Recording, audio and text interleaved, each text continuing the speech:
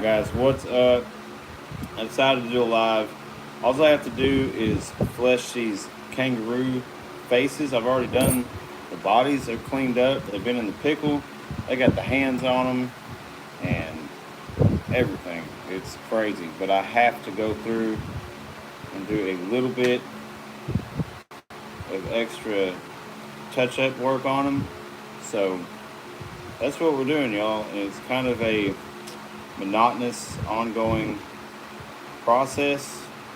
This ear is freaking super long, so we're gonna try to see if we can make quick work of it. I've never done a kangaroo hide before. It's such a strange little thing right here, but we're gonna go for it right now.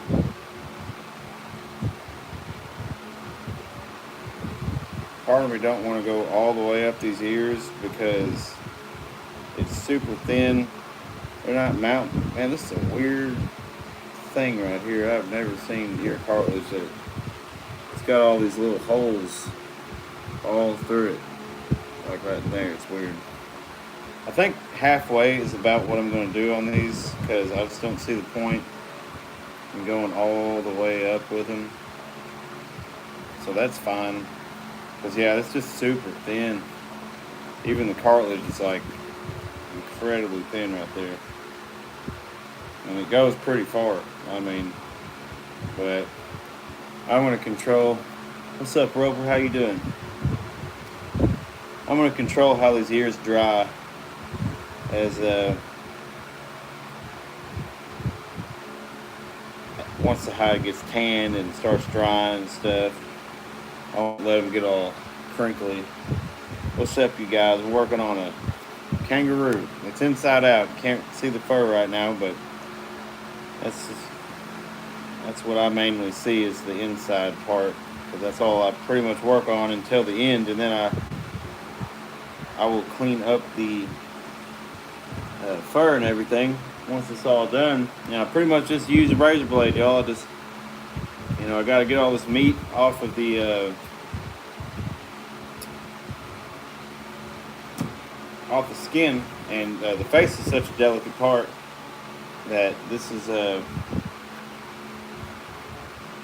just find this better. Now I do have this tool right here. I'll be using this to clean up the rest of the face and stuff. We'll just set that right there. But I'm going to do these more delicate parts first, get them out of the way, and then I will use my mini flesher is what this is right here to do like the main parts of the face, cheeks and forehead and all that crap. So yeah, and so this hide is actually, it's been in the pickle for I don't know, several days, but I'm actually going to tan it tonight. I just got to flesh this right here first. Should have did this, to be honest with you, but it's been in the pickle, so it's good. It's soaked all this stuff in, so it's gonna be all right. And this is kind of the tedious process. I mean, you're just gonna see me sitting down here, basically just doing the same thing. So if you want to watch me work, you're more than welcome to. So that's why I put it on here. Sometimes people just want to just watch. And some people want to ask questions, and that's all fine. It gives me something to talk about, because I'm just sitting here doing the same freaking thing over and over. What is your favorite animal to flesh? Oh, probably like any kind of fox or a bobcat. They're super easy. I mean, you can take the back of a knife or anything with like a right angle and just push it off. But I tell you, I got to where I have been power washing or pressure washing these hides, and that is insanely easy and does a really good job. So I think I'm stuck on that. You don't want to use the oh yeah, OMG. You don't want to use the pressure washer on the face, because the face has super thin skin, so it will more than likely Well, it will. It'll bust a hole in there. It doesn't do a good job on it anyway. So, but yeah, if I ain't got to pressure wash the whole body, then uh, I don't mind working on the face by hand, because I can really do a good job if I do it by hand anyway. So it just has so many different parts to it. The pressure washer is not going to get in there and take it all off evenly and as it should. So you just kind of have to get in here by hand and do it, and it's all right. It's no problem. No problem. Like I said, like these ears, like that ain't even halfway up them ears. Them ears are freaking, hey, what's up, OV Duo? Glad you like it.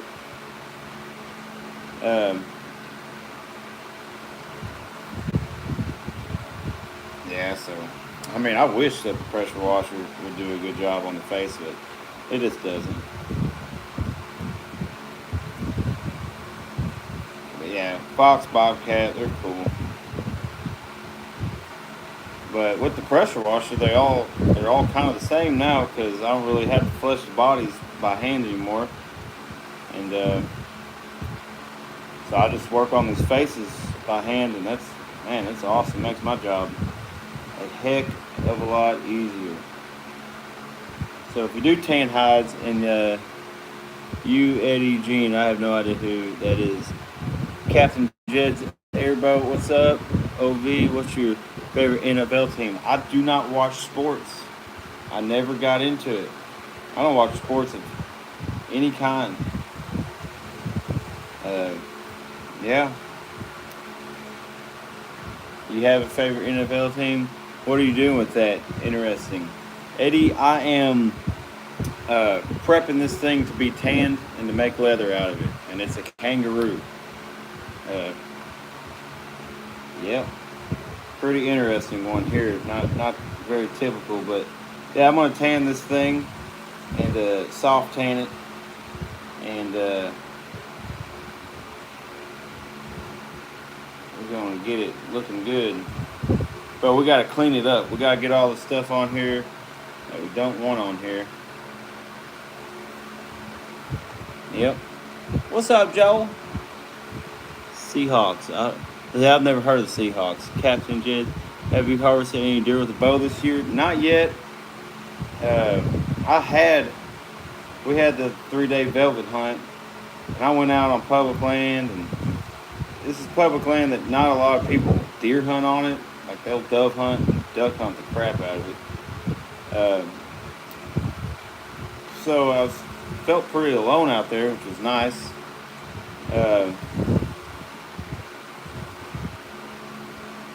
But I had a buck that I went and found, man, and put cameras out and all that, man. Walked my freaking butt off. And then Game and Fish had their, I guess, management team. I don't know, people that manage the property. I was hunting by this creek, and I go in there one day, and they got this backhoe in the creek, like pulling logs out of it, like the couple days before the velvet hunt. And I'm like 2 miles back in the woods. How do you tan your hides? I tan them. No, I use a synthetic tanning. I get my tanning products from True Bond Taxidermy and Pro One. But I use a synthetic tan. So I'll flesh them, salt them, degrease them, pickle them for 3 days. But on the second day of pickling, I'll take them out. I got a shaving wheel, which is this right here, and it will shave the skin down to the desired thickness. So if I got any thick spots on the neck, I can take it out. Once I get done doing that, I put it back in the pickle for one more day. I pull it out, I let it dry a little bit, just like this right here. It's still wet, but it's just not sopping wet. And then I'll weigh the hide, and for however many pounds the hides weigh, I'll add an ounce of Permatan 2000. Yeah, that's what it is. and I add a pound of salt per gallon, and then I let them sit in there just overnight. And then the next day, I'll slowly add baking soda and stir it, mix it in there slowly because it has a chemical reaction, like it'll foam up like rapidly if you just dump a crap ton in there. So you just slowly put it in there, get the pH up to 4, and then let them soak in there. I like to go ahead and add some Dawn degreaser whenever I do that, just for like a final cleaning, and just let them soak in that. And then I get them out, rinse them off because they're gonna have all that foam on there and stuff. Just rinse them off and then hang them up to dry until they get about like this again. See? And then I'll add oil on them. And then like if it's a tubed out hide like this, I'll turn it right side in, and then I will allow it to soak that oil up overnight. And then I got a fur tumbler, and I'll throw it in there, and it'll soften them up. And I pull them out, and I add more oil to them. Let them soak it up overnight. Next day, throw it back in the fur tumbler, tumble the crap out of it until it's dry. Then I'm done. Hey man, I'm glad I found the channel again. What's your favorite animal to tan? What's up? Welcome back. My favorite animal to tan.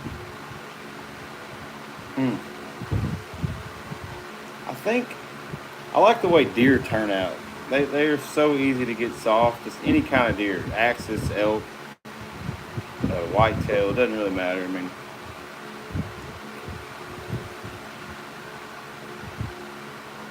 yeah, I think so. I like coyotes. I like all of them really, but I like the way a deer turns out.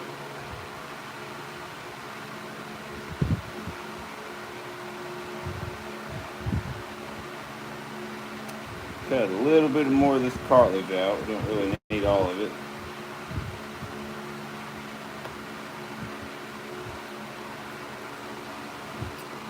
For what we're doing here.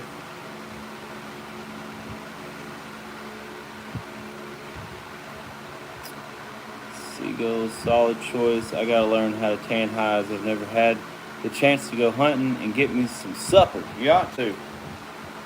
Or, you know, if you see somebody hit a deer, there you go, man. You know, it's like my dad always told me, man. If the fur ain't slipping, then the grease is a dripping. Meaning that the hide ain't spoiled and you can get the fur and eat the roadkill. I'm just playing, but you could if you wanted to. If times ever got hard enough, I guess you could. What do y'all think about that? What y'all think about that? Fleshing kangaroos and talking about eating roadkill. Solid. I didn't know that. That's a good to know, though. Yeah, man. Yeah, if you find a hide and you pull on the fur, and a bunch of it's coming out, or even just a little bit, probably wouldn't mess with it because it's starting the rotting process. What a strange little critter right here. First kangaroo ever. What's up, Kareem? What do you use to hunt? I'm a bow hunter, so I only use a bow. It's not that I don't have anything against guns. Just just can't. I just bow hunt.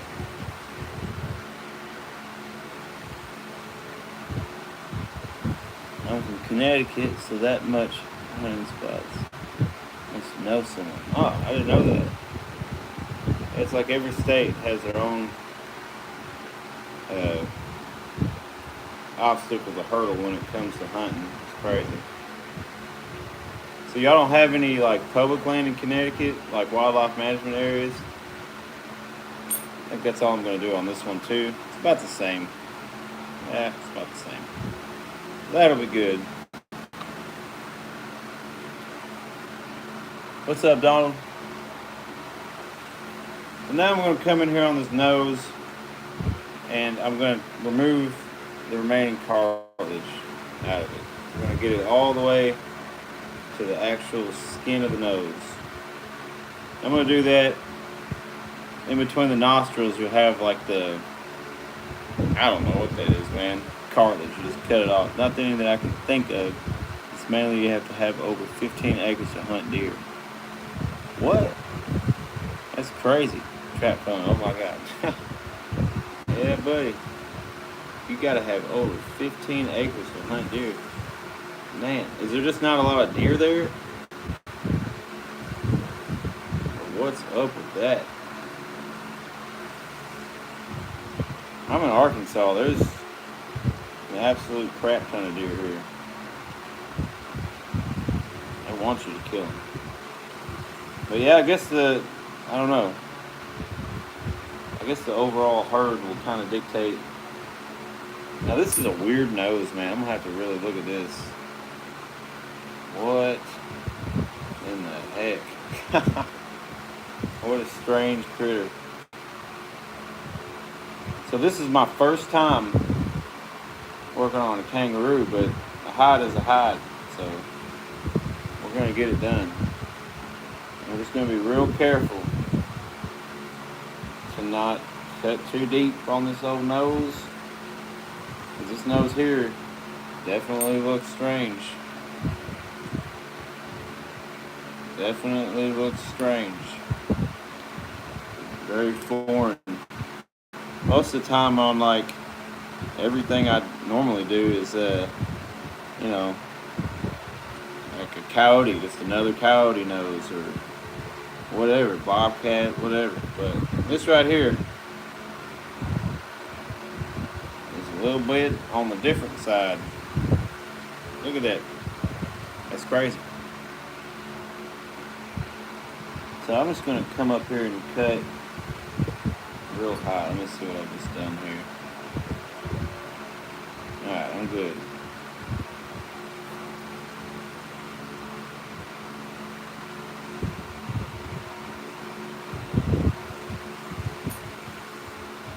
I always just double check what I've done. Alright. So we're good. Man. North Carolina. I now know that the mountains of Connecticut are hills compared to down south. Yeah.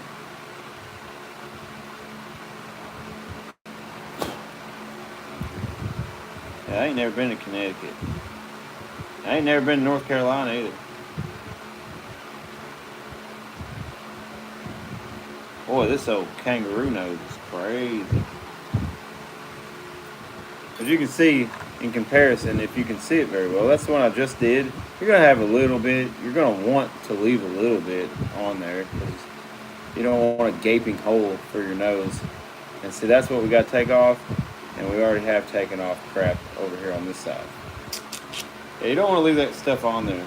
I think a lot of times the faces get overlooked. Obviously not by everybody, but by a lot of folks. And it's like, face is just going to get really hard and distorted if you just leave everything on there. That doesn't look too good. In my opinion, you might as well just cut the face off.